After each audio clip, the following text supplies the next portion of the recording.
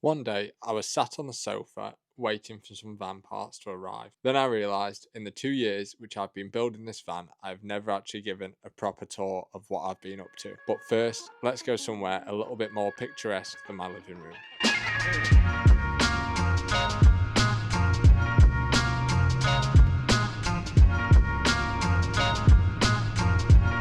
So before I give you a tour of this van, I think I need to go back to a very cold January 2023 when I got this van and started to make it with no plan whatsoever.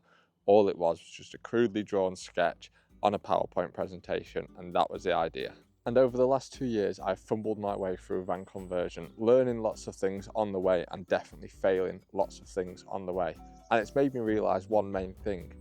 The whole point of doing a van conversion is not the van at the end. Well, it's not all the van at the end. It's all about the journey of it as well, and the enjoyment which I've got out of building this van over the last 2 years has been equal as much as the enjoyment I get out of using it on a weekend. I could go off on some self-help spiel about how the journey and the destination, but I'm not going to do that. Let's just get on with this tour of the van. So this is my van. It's a 2020 Volkswagen Transporter T6.1. It's 110 horsepower, which means it's very fast, as you can imagine, but it's not about the power. More importantly, this is a T28, so it's got a 2.8 ton payload, meaning it can carry more than enough weight for the camper van conversion. It's a short wheelbase, so it's easy to drive around, as I wanted that, as this is going to be my daily driver, so I need it to be easily manoeuvrable.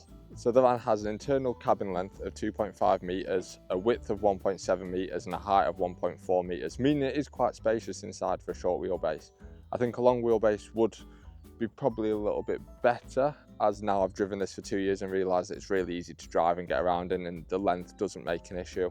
So a long wheelbase would be a bit nicer for that added length inside. The outside of it looks filthy, which I'm very annoyed about, because I washed it just before I came here and then drove 10 minutes here and look at the state of it. But you win some, you lose some. So the outside does look quite different to how it looked when I bought it 2 years ago. The main changes being the wheels and the suspension. So I've fitted a lovely set of Solo suspension to the van. This has dropped it by 130mm. They are some great suspension in collaboration with Bilstein and Solo. So these are paired with some Navis Lentas. They are a 20x9 wheel with 245, 35, 20 tyres on them.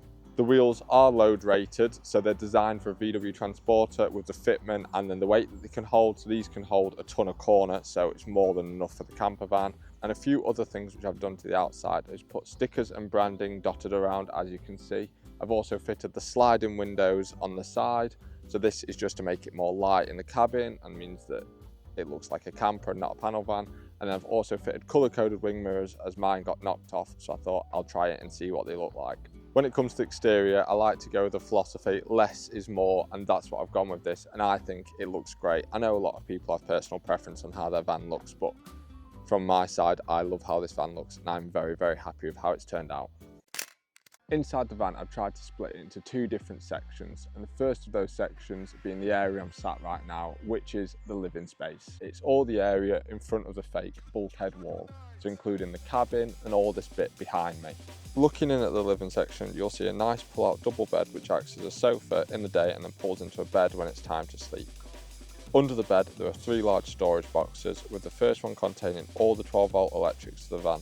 This includes a battery, DC to DC charger, and all the bus bars and everything else, which means the van has all the power it can need. The other 2 storage containers are just full to the brim of camping stuff like chairs, duvets. The full living section is all carpeted, insulated and sound deadened to make it feel nice, cosy and warm inside.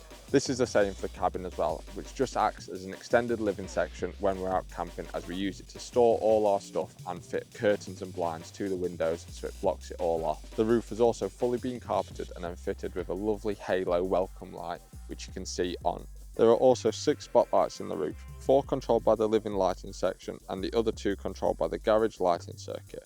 The halo welcome lights are powered from the vehicle battery, so they can be easily controlled from the control panel in the front and work when the doors are open and closed. Now I think the word kitchen might be glorifying this bit, but an area to cook has been built in the little space which was left. This stores a fridge and cupboard and shelves to hold water and food. So I'll be honest, this area of the van isn't my best work. a lot of the cuts aren't really good, as I've said in the previous video, and it does look a bit messy compared to the rest of the van.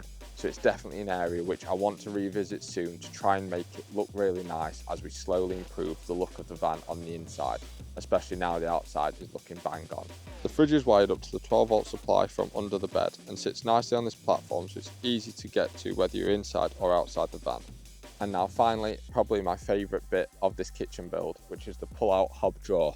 And this pulls out nicely from under the fridge, so it's easy to use when you're stood up outside the van, or it can be flipped around to be used inside of the van. I don't have a permanent gas supply hooked up to the hob just due to the fact that I don't have the space underneath it for a gas safe, and as it needs to be properly, safely stored, I didn't want to try and cram one in, drilling holes in the van and make it look a mess. So I haven't done that, and I just use camping gas. At some point in the future, providing the build keeps going as I expect it to, I'm going to look at getting an underslung gas tank for underneath the van, which means that I can then hook it up that way and all the gas will be stored safely away from any living section, so you're not going to be gassing yourself at night. But to make sure that when we are in long weekends and we do have gas around, I keep the gas outside when we're sleeping, and I have a carbon monoxide alarm just so we know if we're going to die. There are a few other little things to note inside the living section as well, such as the windows for the curtains and the bulkhead, the rubber flooring so it can be easily cleaned, and then the custom upholstered foam mattress, which I have to say is super comfy. That's the living section done. Let's move on to the garage. Behind the lovely fake bulkhead is the garage section, or also known as the dirty section of the van. And this bit is used for, well, all the dirty stuff, storing the bike kit, storing all the toolboxes, and then storing the jet wash. In the centre is where the bikes sit. This can store 2 bikes with the front wheels removed at a squeeze. These then mount to the wooden frame with fork mounts from MTB vans. And then the wheels are stored in a wheel bag from them as well. I have to say their stuff is excellent. I would really recommend it if you are building a mountain bike camper van.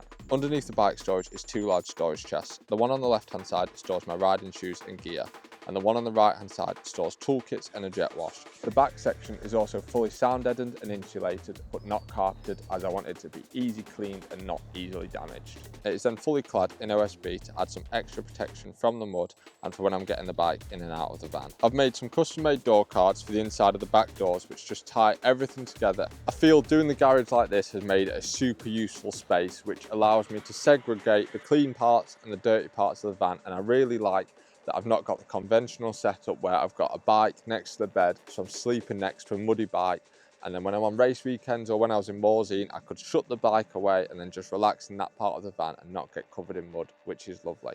And I know I've got the jet wash to clean the bike, but it never gets it quite clean, and then it's dripping all inside the van, so having this dirty section is very nice. That's about it for the van. Full tour done and dusted, and now you know what I've been conjuring up over the last 2 years. I know I've shown it bits and bobs throughout different videos, but hopefully this one video now has shown everything to do with the van, and now you have a full understanding of what has been built. So the van looks pretty much complete, and it pretty much is. Comparing it to 2 years ago, the list of to-dos has drastically reduced, but it's a never-ending project. There's always going to be little things which need to be done, and I'm still going to do them, and I'm still going to document them all for you. So the first thing is I've just taken delivery of some sound deadening from the guys at Dodo Mat, and this is going to clad the inside door cards in the front, as that's the only area which I've not done yet. And then the whole van will be fully sound deadened, insulated and carpeted. It's not going to make a difference to the sound or the warmth of the van, but it's just peace of mind knowing that it's all done. After that, there is one more camping accessory which this is missing. I think you would have noticed it in the tour, is that I don't actually have a table. So when I go camping now, I have a little fold-out table which I just stand up in the middle of a field, which is great until it starts raining. And in the UK, it's always raining. I mean, I'm lucky with the weather right now, but 10 minutes before I got here, it was chucking it down. So that is why the van looks filthy. So I need a permanent table in the van which can be used inside and outside for when I want to cook. And I'm probably going to go with one of the tables from Avano, as they look like great bits of kit. But that'll be coming over the next few weeks. For now, an Insight will have to do.